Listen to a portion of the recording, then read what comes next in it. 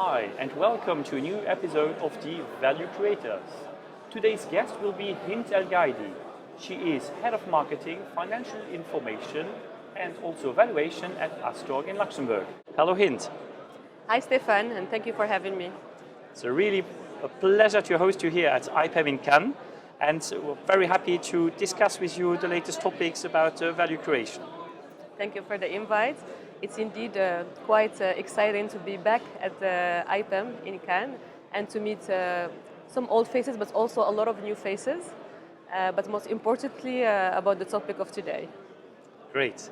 So in a snapshot, what can you tell us about Astorg?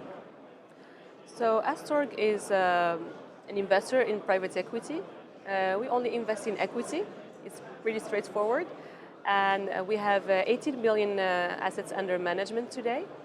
That spans over 6 main funds and a variety of co-investment funds, 20 plus funds in total.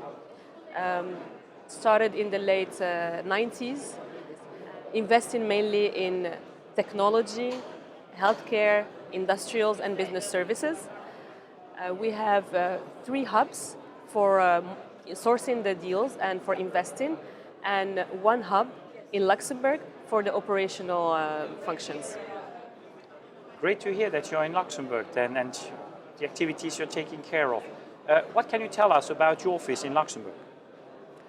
The office in Luxembourg started in 2015 with 2 people. Now 40 people are in the Luxembourg office, so it's been a big growth journey, I would say, finding the right talents and also for the right functions.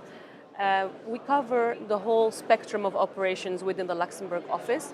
This is a leadership decision to have an HQ in Luxembourg and to have all the functions in-house in order to create a strong operational backbone for all our funds. And now concerning the value creation process, can you tell us more about Astorg's expectations before investing into a business? Before investment, so if we're speaking about the sourcing or what is an Astorg deal? So an Astorg deal, we've been consistent in our strategy for the 24 years that Astorg has existed. It's a B2B global niche leader. This is very important. So an Astorg deal is always a B2B global niche leader. This is how we scan investments at the investments committee. And this is how we also create the value for these companies. Why is it important? Because that's what guarantees for us a certain criteria of these investments. What are these criteria? It's having the pricing power, investing in a secular trend, having barriers to entry, and having product differentiation. And by doing that, we are sure that we have picked the right company within that niche, and that we are able to create the value the way we do it, that I will explain later. This means that we have a very deep knowledge, or the investment teams have a very deep knowledge of those specific sectors, because we only invest in niches. So if I have to maybe illustrate that,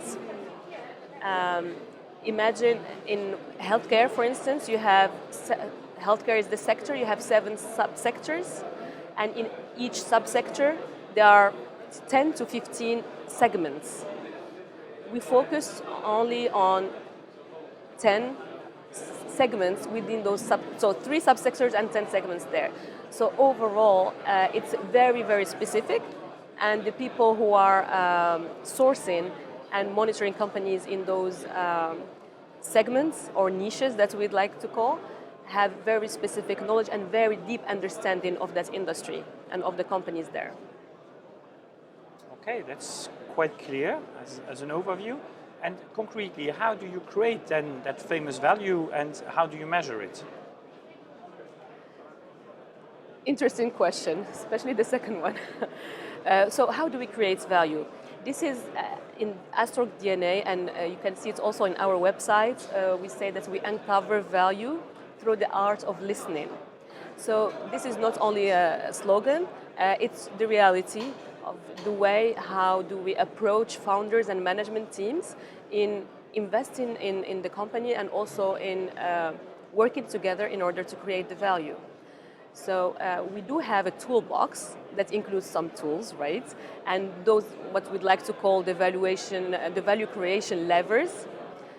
So we use those levers, which can be operational excellence, governance, M&A, and in general, these levers are levers that a lot of players in the market would use.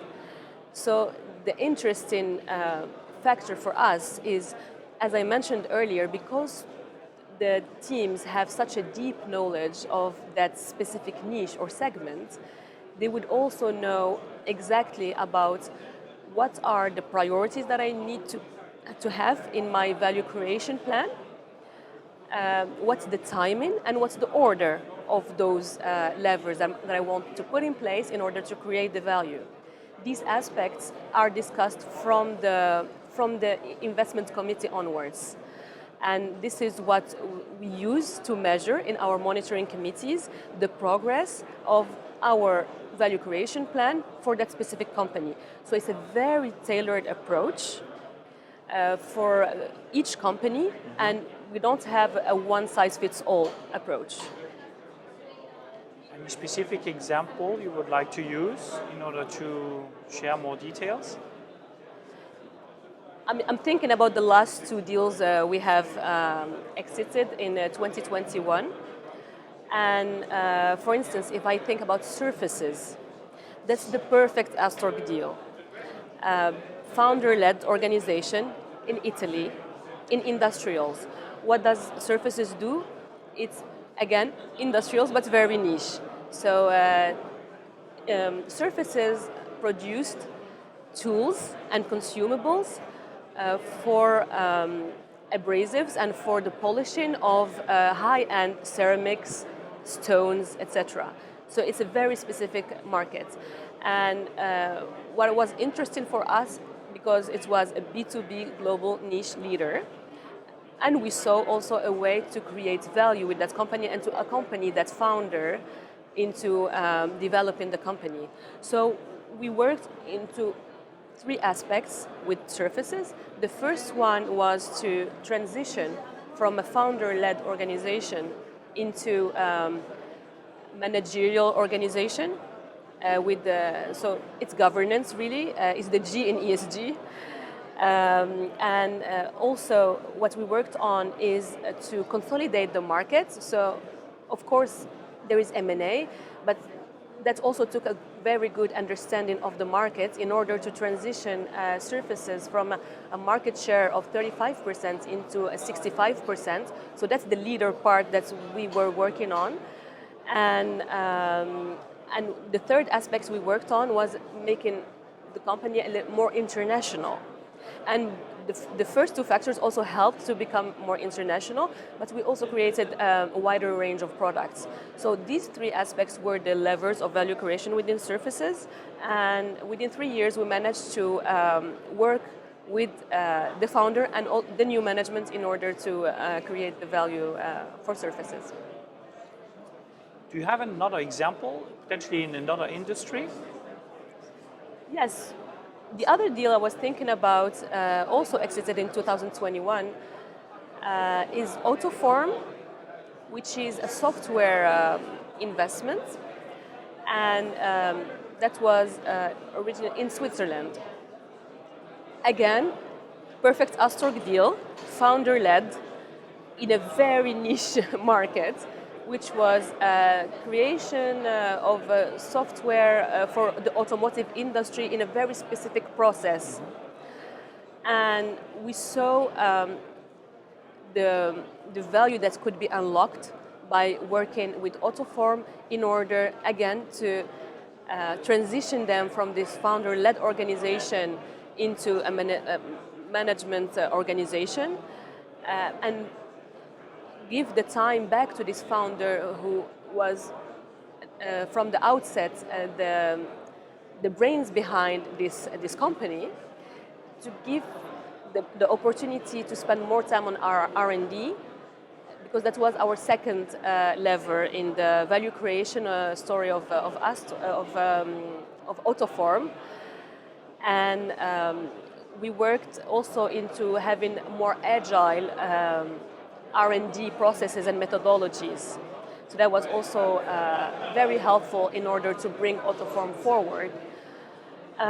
We focused on M&A, but on two specific deals that's with the adjacent products in order to strengthen the offering of Autoform and to widen the platform. So we didn't have a mono products company anymore, but we started having a platform that was easier also in terms of the go-to market. And that was the last aspect, which is the commercial organization and the commercial excellence. Again, if we recap, we are within the B2B global niche leader, and we use relatively close levers of value creation, as I explained earlier, but in a very different situation. That was also 4 years of holding period for Autoform that we successfully exited at the end of 2021. Thanks, Hind, for sharing all your insight, those very concrete examples, and also your methodology. We wish you a very successful IPAN conference, and we'll see you very soon again. Thank you very much. Until next time.